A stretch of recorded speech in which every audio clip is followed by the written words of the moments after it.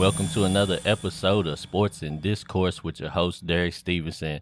And I had to bring my guy, Jason Alexander, back because, like I told y'all before, this is one of the only Russell Westbrook supporters out there, man. Everybody is down on Russ and just down on the Lakers in general, man. And I need my guy to explain what happened, man. But so first of all, I just want to thank you for coming back on the show, brother. Hey, thanks for having me, man. It's good to be back on here with you, chopping it up. Granted, it's got to be about my Lakers in a bad sense, but man, it's good to be back on the show. Yeah, man, I appreciate it, man. And we're just gonna get right into it, man. So let me just ask you the first question. I got some stuff written down for you. The first thing I want All to right. ask you is overall, do you think the 4 year LeBron James experience has been a success? Part one. And then, I want you to keep in mind like one title in LA is not really as impactful as it was for Cleveland, right? And then I Right. also That's want true. you to consider that all the young pieces that they gave away to get Anthony Davis and Westbrook, and because it was like I know they were young, but now hindsight looking back, they gave away a couple of young all-star caliber players and some draft picks to basically try to win in the immediate future, and it really hasn't worked out, man. So can you talk to me about the 4 year LeBron James experience? How do you feel about it? All right. So for me, I'm pleased with it for the most part because of that title. And I know you mentioned that it's just one title, and in Los Angeles, that title is not as impactful as it was in Cleveland. But at the same time, it's a title, and one of the reasons LeBron James was brought in there was to win titles or title or something, and he got one. And so I ain't mad at that, and I can't be mad at LeBron at that. And I don't claim to be a big LeBron fan. I'm a Kobe guy, so I ain't got no beef with LeBron, but I mean my heart's always gonna be with Kobe. So when I defend LeBron or take up for LeBron, I don't want folks to be thinking, here's another LeBron stand. No, that's not it. I ain't a LeBron stand, but I appreciate how good he is and what he's brought to Los Angeles because he's on the back nine of his career. I think we all can admit that. And granted, he's 37 years old, still out here scoring 30 points a game and had a bunch of 50-point games and all that. And that's just to me, that's just showing how great of a player he is. But at the same time, the expectations of him for me personally, I was happy with one title. I didn't expect him to come in and win multiple titles. You still had the Warriors out there doing their thing.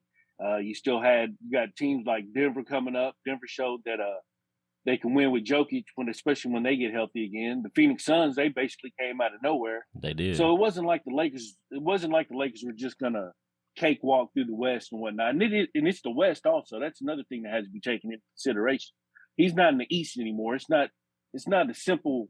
And granted, the East is tougher than what it was when he was playing in the East, but he didn't have the cakewalks to the finals that he used to have when he was in the East. And I don't mean that to disparage the East, but we all know that the competition just wasn't as tough for him in the East as it was in the West. In the West, my man he can barely get into the playing game. Couldn't even get into the playing game this year. And if he had stayed in Cleveland, we all know that Cleveland would be doing well. Cleveland's doing good, but Cleveland would probably be in the hunt for the title right now if he was still in Cleveland for real. If we're gonna be honest about it. And what was part two again?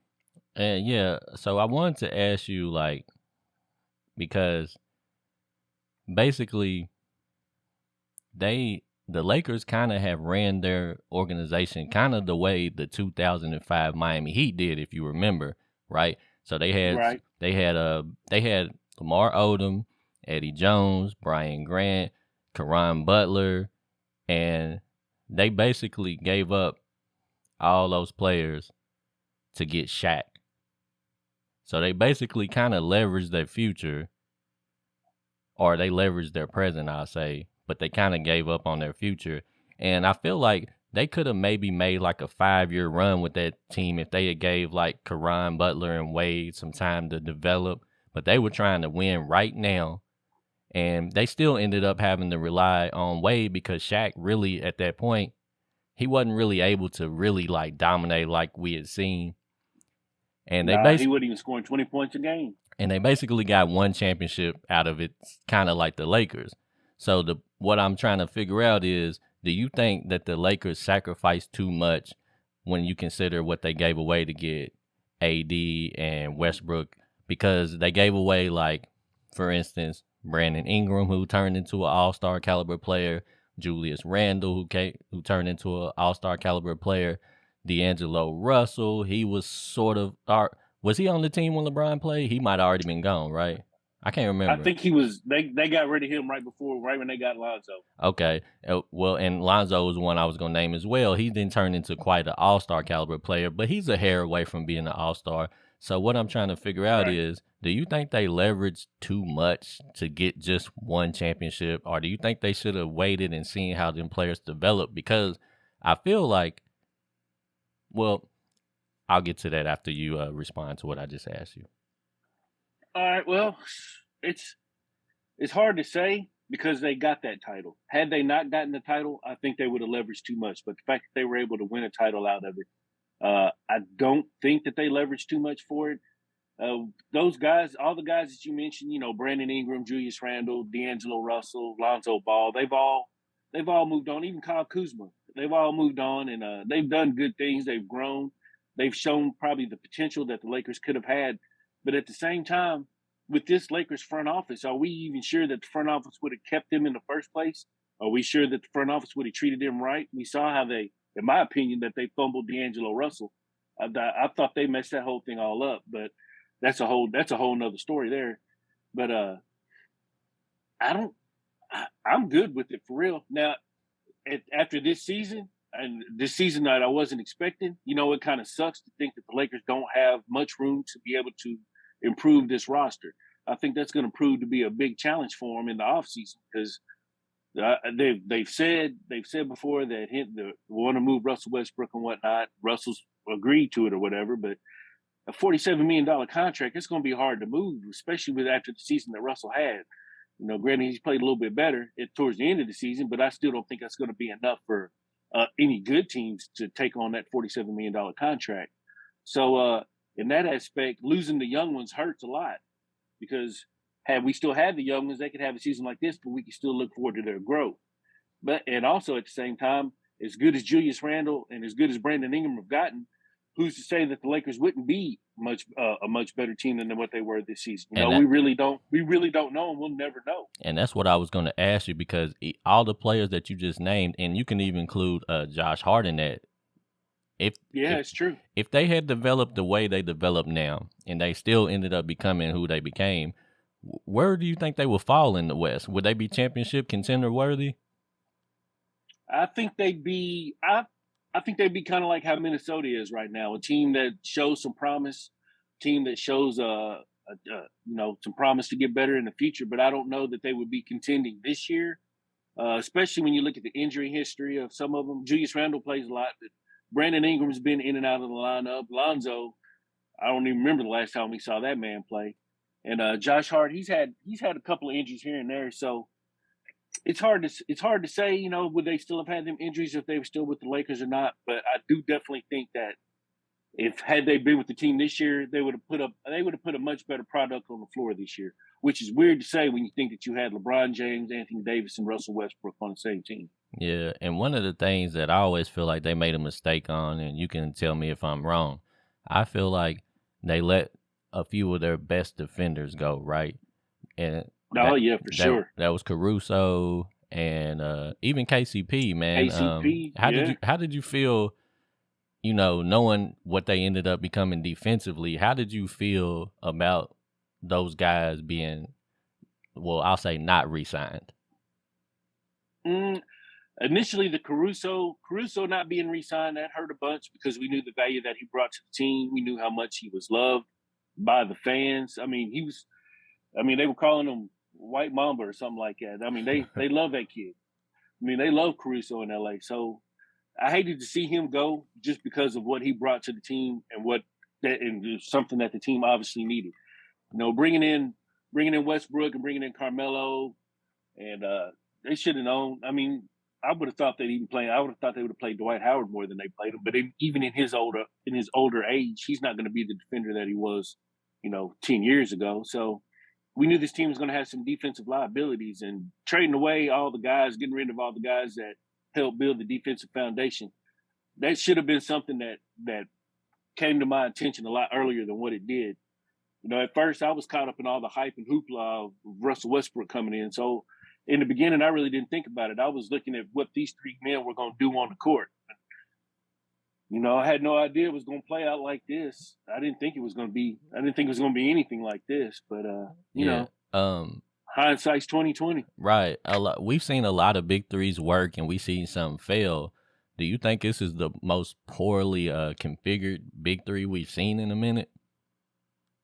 Without question, and I hate to even admit that, but I mean, without question, it's like Mitchell Dunn loves to point out on the BTG on Facebook. He loves to point out, they had 4 Hall of Famers on there and they couldn't even make the playoffs. And I mean, what can you say? That's the truth. I mean, and like I said, LeBron's 37 years old, but I mean, he's still out here leading the league in scoring. So I mean, he's still got a little bit left in the tank.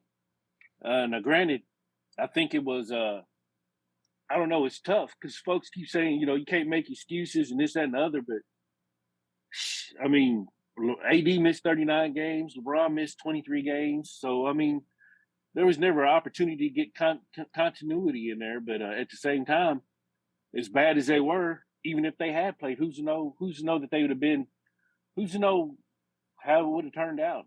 I don't know how it would have turned out had they all been able to play that many games together. But I'd like to think it'd have been a lot better than what it was. Yeah, it seems like Westbrook plays a little better when LeBron's not in the game with him. I wonder what made them think that they could be like a good tandem together, because I feel like they kind of almost play the same way, and not Hmm.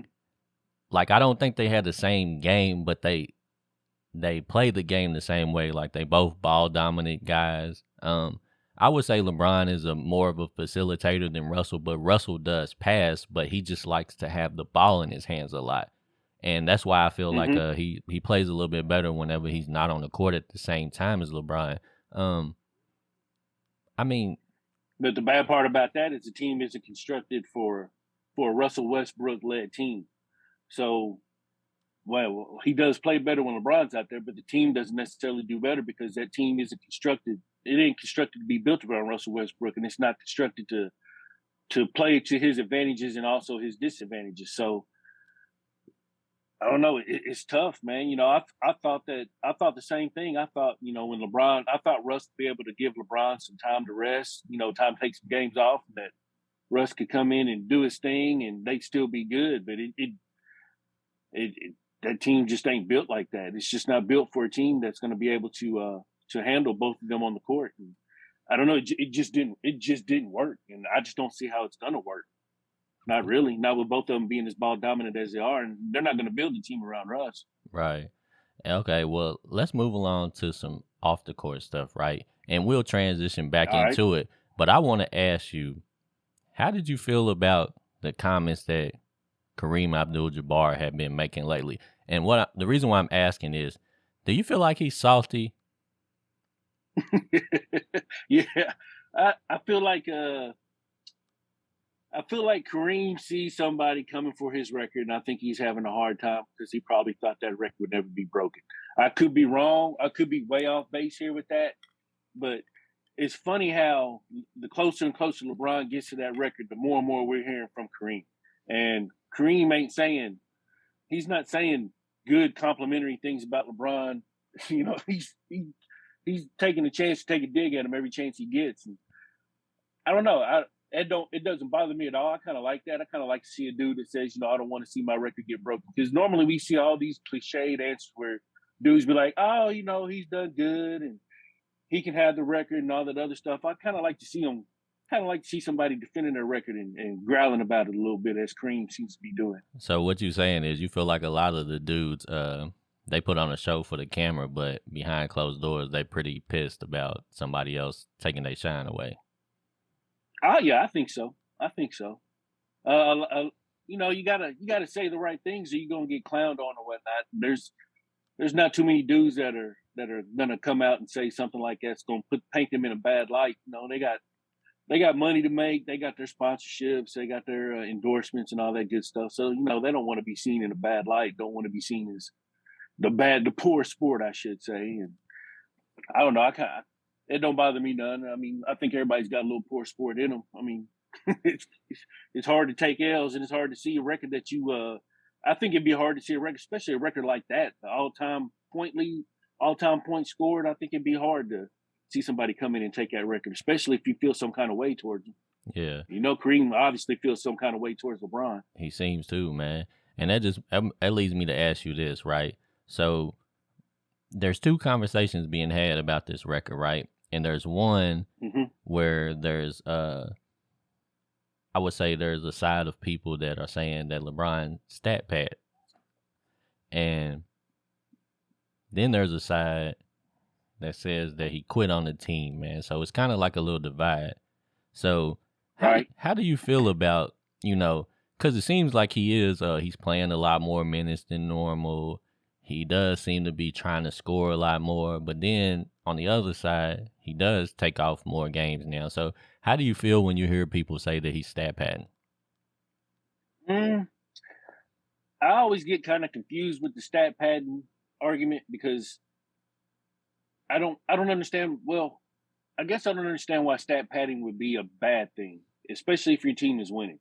Now, in a situation like this one where the Lakers are losing, I mean, he's got to put up those stats in order for them to have a chance to win. He's got to put up them points. I mean, they're not going to get it from anybody else. Clearly, Russ can give his 18 to 22 points that he gives, but if they don't get 30, 40 points from LeBron, they're not going to be in the game at all. So when it comes to stat padding, I really don't. It really doesn't bother me all that much. Um, at the same time, it's like you said, that divide. If he's stat padding, why is he sitting out games? Clearly that man is clearly his ankle's jacked up or something. I wouldn't think that. I wouldn't say that he gave up. I would say that he's frustrated. But if he's not going to be able to go out there and play the way he's capable of playing, I just don't see him going out to play. And as much as we know that he wants that record, because I mean, it's LeBron. We know he wants that record. I just don't see him sitting out games. I don't see him sitting out for the sake of sitting out. I think he's legitimately hurt. So And I don't know. I just don't see nothing wrong. I don't see nothing wrong with the stat pad. Uh, but like I said, I don't really understand that argument because, like I said, I don't see stat padding as being a bad thing, got you. especially if it helps your team win. And what I want to ask you next was, with what they had at stake, right? Trying to make this playoff or this play-in game situation. Was you a little disappointed that he didn't try? Mm, Well, it's tough because I know how hard it's been. I know it's been a rough season for Laker fans, so I can only imagine what it's been like for the players. Uh, I feel like the players tried to. Well, I don't know. I don't know if I'm gonna say I feel like they tried the best they could. I don't know. It's tough. That's a tough one there.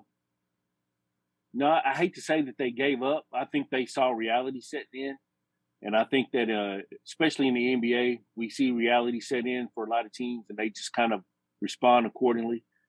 I hate to say they gave up, but I mean, at the end of the day, it looks like they probably gave up at least a little bit, and giving up even a little bit is I mean, it's still giving up. So I can't say it bothered me too bad. It bothers me as a fan of sports, but with this Lakers season, for me personally, I was just ready to get it over with. I know I ain't been to a practice, I ain't been to a game, I ain't done none of it. So I know if I'm ready for it to be over, I know them dudes is ready for it to be over too. I know they're ready to just move on and figure out what's going to happen in the future going forward.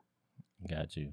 And I also want to ask you about this whole Magic Johnson situation, right? So Magic Johnson is basically, in a nutshell, he's blaming LeBron for constructing the team in a way that basically, I'll say this: it's like he's putting the general manager title on LeBron and saying that he actually failed the team. So, how did you feel about Magic's comments that he made? Well, I'm kind of biased against Magic because the whole D'Angelo Russell fiasco and how all that went down with Magic, D'Angelo, and Byron Scott. Uh, so I've always had a sour taste in my mouth when it comes to Magic Johnson, the executive. He can. I made the post on in the BTG group. He can say all that stuff, but when all this went down, Magic Johnson was happy. Magic Johnson was elated. Magic Johnson was tweeting out they're going to be championship contenders with the signing of Russell Westbrook, this, that, and the other. I have more respect for the folks in the BTG group who were talking shit when the Lakers went 0-6 in the preseason than I do for Magic Johnson. Them dudes was on it from the jump. They was like, this ain't gonna work. It ain't gonna work. Your boys are bums. Look at them. They 0-6 in the preseason. And of course, I was one of the ones saying, nah, they'll be all right. It's just the preseason. But Magic Johnson was a cheerleader in the beginning. And now Magic trying to jump on. He's trying to switch it up, and he's trying to jump on LeBron and say, LeBron is this, that, and the other. Where was that back in July? He should have said that in July instead of being the cheerleader. And for me, that's just Magic Johnson that we've always dealt with. He'll flip flop in a second. He'll switch it up. He's always going to paint himself in a good light. He's always going to look good. And for me, it really sucks because I loved Magic Johnson, the player. He was Right. one of my favorite players when I was a kid. So to grow up and to see him acting the way he's acting now, I don't know. It's disappointing. So no, I definitely don't agree with Magic. Uh, I, I don't see. I don't understand why Rob Pelinka is getting a pass. And granted, it's been getting louder and louder for Rob Pelinka. But I mean, if Magic wants to talk junk on somebody, he needs to talk junk on the guy that took his job. He needs to be talking junk on Rob Pelinka. That's who he needs to be talking junk on. Because if he's gonna say that LeBron James is GM, then what does that say about Rob Pelinka that he's letting the player of the team make all the moves? That's on Rob. Rob is the one who's getting a paycheck to construct this team and build this roster. So, and I got to give another shout out to Mitchell Dunn because he was one of the first ones who said it. But Rob Pelinka is the one that everybody needs to be looking at. So that's just about how I feel about that. Magic Johnson, he just flip flops and he rides the wave. He was one of. I mean, that man called Russell Westbrook on national TV. Yeah. Didn't clean it up. Didn't apologize or nothing. So it's like, was he? Did he do it on purpose? Was it a Freudian slip? I mean, it's Magic Johnson. Do you think Magic is a little jealous? Mm, probably. I mean, we know these dudes got egos, no matter what they try to say, and no matter how hard they try to hide it. I would say he's probably a little bit jealous. Magic was the man. I mean, he's that whole the show Winning Time. That show was great. It's showing a lot of how the Lakers came to the Showtime Lakers when Magic came in there. So Magic Johnson, much as I love Kobe, Magic Johnson probably always gonna be the greatest Laker ever. But you know, I don't know. He's been disappointing off the court. I'll Yeah. say that. All right. Well, let me get into this then. So, because he's really good friends with Jeannie Buss. They like brother and sister. So Right. I'm gonna ask you about some people, and I want you to tell me what you think Jeannie Buss should do with these people, right? And first, I'm gonna All right. start with Frank Vogel. How do you think Jeannie should handle the situation with Frank Vogel? Frank's got to be let go. He's got to go. A lot of what happened this season falls on him. Uh, Anthony Davis made the comment we had more starting lineups than we did wins, and part of that is due to injuries, but part of that is due to Frank Vogel just messing everything up. Now, granted, some of that probably Rob Pelinka's fault for giving him the players that he gave him, but at the same time, Frank Vogel's got to figure it out, man. Ty Lue. Shout out to Ty Lue. That man lost Kawhi. That man lost Paul George. That man's best players were Reggie Jackson and Marcus Morris, and they are going to the playing game. So it's Frank Vogel could have adjusted. Frank Vogel could have made the moves to get the Lakers in the right position. I saw the other day when they played. I can't remember who they played, but Dwight Howard played 38, 39 minutes. Russell Westbrook played 34 minutes. I mean, tell me how that makes sense. How does that make sense? Dwight Howard's playing more than Russell Westbrook. So it's just things like that have happened continually throughout the season. So for me, Frank Vogel got to go. Got you. Now, let's move on to Pelinka himself, man. What should Jeannie do with Pelinka? Well, I would say, man, I'd say he's got to go too. I mean, uh, if it, I, if I had control in the Lakers organization, I'd be doing what I can to get Jerry West back in the organization, and I would do all I can. I will be a groveling fool to get Jerry West back in that organization because they were always at their best when Jerry West had his fingerprints on that organization. So I would have no problem at all with firing Rob Pelinka and kissing Jerry West's ass to get him back in the building. Got you. And since I'd already brought up her relationship with Magic Johnson, do you think she might need to distance herself from Magic a little bit? Or do you think Magic is becoming a distraction? Or like how do you feel about their relationship? I don't. I really don't have a problem with their relationship. As much as I shit on Magic, I do like him as a consultant. He does know basketball, so and he's always going to be in her ear. So I think that's something that we're always just going to have to deal with. He's always going to have Jeannie's ear, and I'm all right with that to an extent. So I mean, if we recall, granted, LeBron James knew he was coming to the Lakers, but Magic Johnson was the one who showed up for the meeting to talk to LeBron about coming to the Lakers. So Magic definitely has some value to the Lakers left to offer. And Magic also had something pretty interesting that he revealed, I guess earlier this week or maybe late last week, and that DeMar DeRozan's agent reached out to him instead of Rob Pelinka. Mm, So as long as Magic wields that kind of power and wields that kind of influence, he's going to have some kind of role in that organization because when it comes to getting the Lakers back to championship basketball, as much as I disagree with Magic on a lot of things, one thing that we both share in common is getting the Lakers to championship basketball. So I ain't too mad with Magic still having his having Genie's ear and having some involvement with Genie. got you. Now we got to move along to your boy Westbrook, man. What should Jeannie Buss do with Westbrook? And I think we've all realized that it's just not going to work. As long as they have LeBron, and from what I'm understanding, LeBron's got the option to sign an extension to stay with the Lakers 2025, which we'll find out if he does in the offseason or not. But as long as they have LeBron, I just don't think it's going to work with Russ. Much as I love Russ and as much as I love seeing Russ on the Lakers, I think it's going to be whatever they can do to get him in a different situation. I think that'll be the best for all parties involved. I just don't see it. I just don't see it working one way, whether it's injuries or whether it's chemistry and cohesion.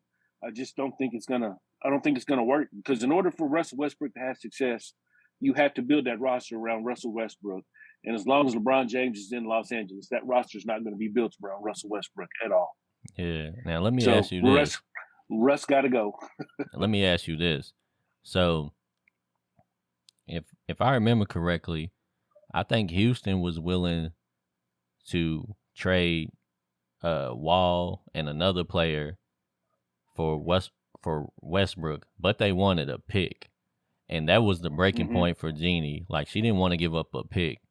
Do you think that she's being stubborn about the pick to punish LeBron James and basically saying like you created this mess, now you got to ride it out with Westbrook because I'm not giving up my future pick for whenever you leave the team and now I don't have anything to rebuild with. Mm-hmm. I mean, that could be the case. They've given up so many picks that I'm pretty sure they don't have a first round pick in this draft or the next draft, if I'm not mistaken. So they probably need to be a little bit careful with their picks and figure out. You know, they have to start making a game plan as to what they're going to do when LeBron is gone, and that's going to involve picks most likely. Uh, I think it'll be. I'll be kind of surprised if they're able to lure in any free agents in the off season or whatever. So they'll probably. I think them doing what they can to keep the picks that they have. I'm not mad at that at all. Got you. Not at all. And if it's going to piss off LeBron, it's just going to piss off LeBron. But you know they got to think about the future as well. Absolutely, man. And move along to my old Kentucky guy, man. Anthony Davis, aka Street Clothes, man.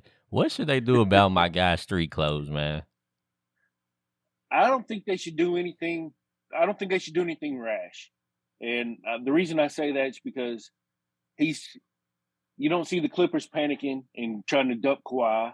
You don't see him trying to dump Paul George. You don't see the Nuggets panicking trying to dump Jamal Murray or Michael Porter Jr. for that matter. And then, granted, some of the guys ain't on the same level as they're on the same level as Anthony Davis, but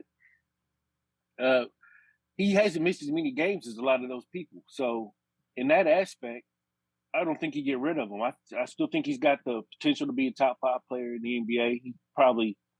He's not top 10, top 15 right at the moment simply because he hasn't been playing. But when that man is playing, when he's healthy, he's shown what he can do. You know, he's the number 2 guy, bringing that title to Los Angeles. He's got a title, so he's proven that he can win.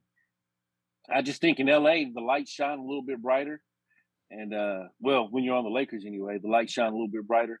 So it's easy to see.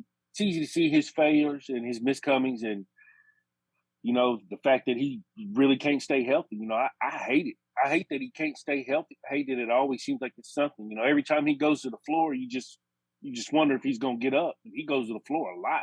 Yeah. So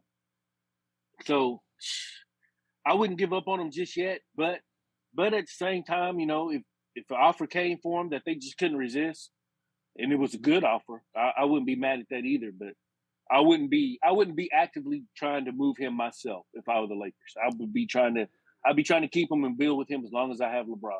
Got you. What I'm gonna ask you next is before I ask you about Genie and LeBron, I want to stay on AD and Westbrook for a second All right. because it seems like to me both of those dudes, no matter what they say or no matter how they try to carry themselves, to me I feel like they both done lost a little confidence, man. Do you get that same impression from them guys? Oh, absolutely. Especially after listening to Anthony Davis the last couple of weeks. Now that he's come back and been playing, you listen to some of his post game conferences. You can tell he's lost confidence. He's a little bit shook. I mean, he's out here talking about what the New Orleans Pelicans social media team is saying about him, and it's like, man, you gotta.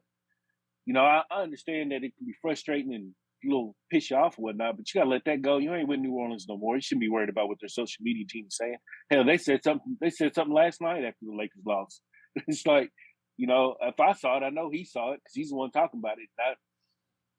I feel like he's definitely lost confidence. This season probably shook him up and shook up Westbrook. I mean, we saw how bad it got to Westbrook, where he was like, quit talking about my name, and talking about how he just couldn't handle being called Westbrick anymore. And I mean, I get it to an extent, but at the same time, man, it comes with the territory. And like I said, in LA, those lights shine a lot brighter.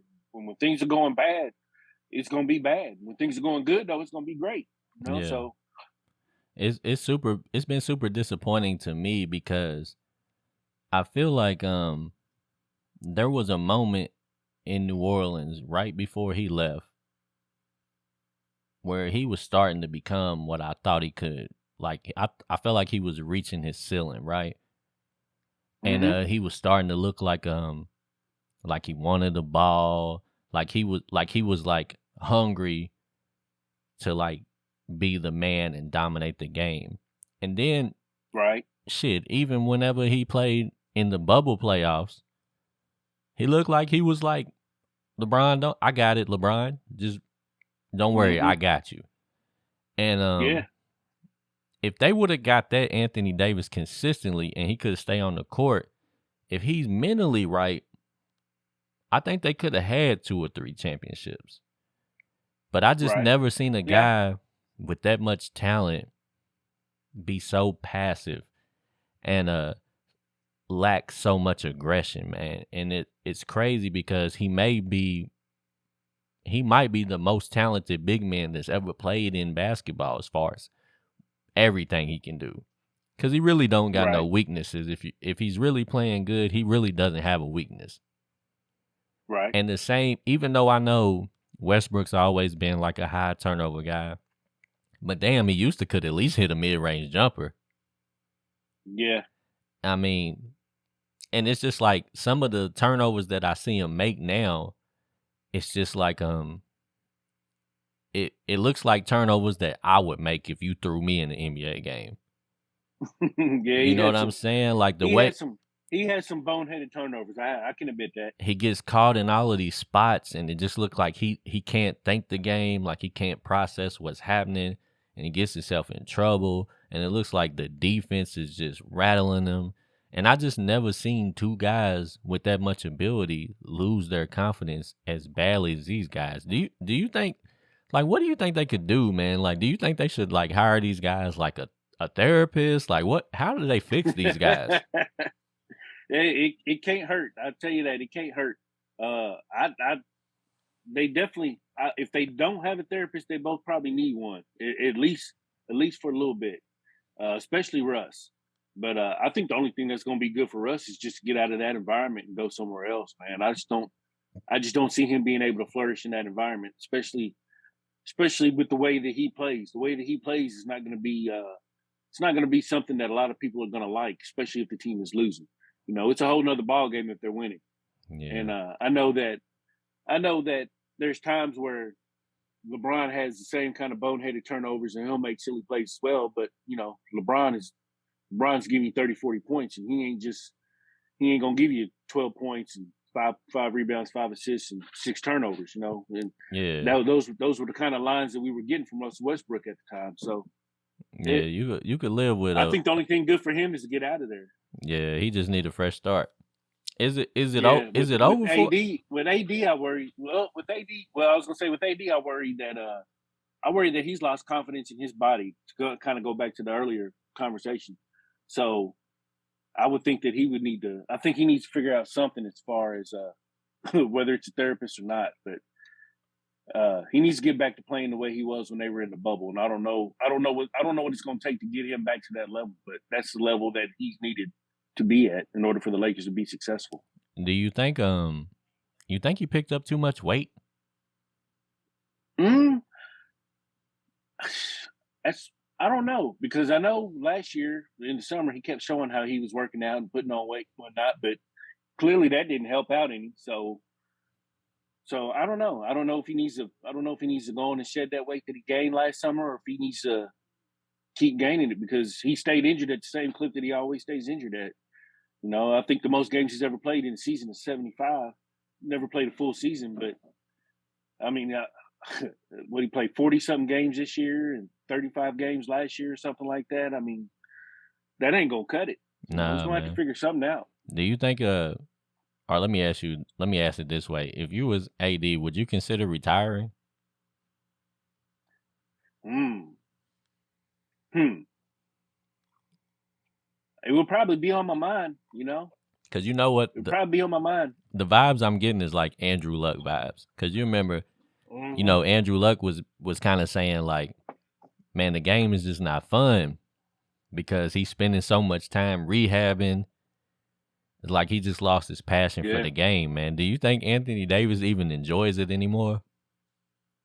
It doesn't seem like he does, but man, it wouldn't surprise me. It wouldn't surprise me to see him retire. I hope he doesn't. But it wouldn't surprise me because, like you said, with Andrew Luck, man, and I mean, these men are making money. They're making obscene amounts of money. So I mean, he's not playing. He's not playing for the money at this point. So so I don't know, man. I don't know. It's interesting. I hadn't really put any thought to that. Not till you mentioned it, but you know, it's interesting. Makes you wonder what's really on his mind. Yeah, man. I just feel like it couldn't be fun to just be going to see doctors all the time and doing your little rehabs every day and just coming to the game and sitting on the bench, man. It's got to be pretty discouraging. But anyways, I'd say if he has another season like this season, he'll definitely be thinking about it. yeah, man, I would say so too. But yeah, so the last person I want to ask you about is obviously LeBron. So Jeannie Buss, what kind of plans should she be thinking about with LeBron, man? Like, let me ask you this. If a scenario came up and somebody made the right offer, do you think she should give it some consideration or should she just try to ride this out and see if they can somehow possibly salvage anything and maybe hope to try to compete for at least one more? Hmm. Or should she just go for the future? Man, Cause she could probably I'm glad I ain't. for one season, she could probably get a couple picks back if she considered maybe moving LeBron. Yeah, I I don't guess. know if I'm sure LeBron probably has all the clauses and whatever. I don't know the ins and outs of his Oh contract. yeah. But let's just hypothetically talk about this for a second. And I don't really like to speak about hypotheticals, but let's just do it for this moment. All right. Uh, I think if she got an offer, she got an offer that she liked, an offer that made sense for the future of the franchise. Man, she has to at least look into it. She has to at least think about it because LeBron ain't getting any younger, and we've seen how we've seen the good and bad with LeBron when he comes to a team. I think it was Brian Windhurst who mentioned it. How after 4 years, teams with LeBron kind of take on a new life, and this is year four, getting ready to be year four of him with the Lakers. So they need to be thinking about what they're going to do after LeBron. So if they got an offer that made sense, I mean, they have to think about it. They owe it. They owe it to the franchise to think about it. The the Lakers are bigger than LeBron James. As big as LeBron is, the Lakers are bigger than LeBron James, and that's the attitude they have to have going forward.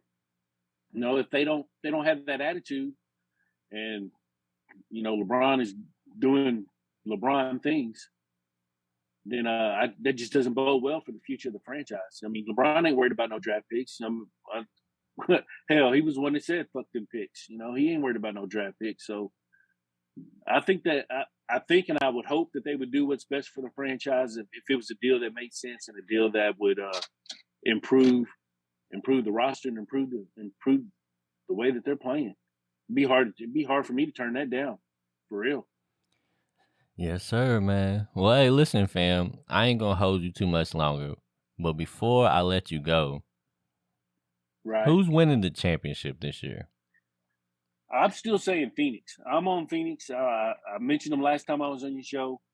Uh, I became more impressed with Phoenix after Chris Paul got hurt.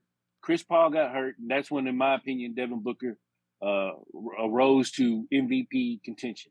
And in my mind, Devin Booker's that he should be MVP. I know he's not going to get it. I'm sure he'll get some votes or whatever, but I'm still riding with the Phoenix Suns. I think they got that taste in their mouth last year from losing to the Bucks. I think they know that they're capable of beating the Bucks, and they just look like a well-oiled machine this year. And I don't know. I'm looking forward to that Phoenix and Memphis series whenever that comes. Yeah. I'm hoping that we get. I'm hoping we get Phoenix versus Memphis. I want that bad. At the same time, I hope Steph comes back. I want to see the Golden State Warriors at full strength with LeBron, with not LeBron, with Draymond and Clay and Steph. I want to see what they can do. But yeah, for now, I'm still rolling with the Suns over the Bucks. I think the Bucks are going to win the East, and I think the Suns are going to win the West, and I think the Suns are going to beat the Bucks in a 6 or 7 game series. It should be a great one, but I think the Suns are going to pull it out this time. I think they got that chip on their shoulder that they need to get them over the hump. There you have it, man. Phoenix Suns, your 2022 NBA champions. From my guy, Jason Alexander. Hey, listen, man, I appreciate you coming on the show, man. I love talking Hey, I to you, appreciate you brother. having me. Yes, sir, man. Hey, I hope I didn't ramble too much. No, absolutely not, man. And we'll get back at it again, man. Listen, thank y'all for listening, and we'll do it again next time on Sports and Discourse with Derek Stevenson.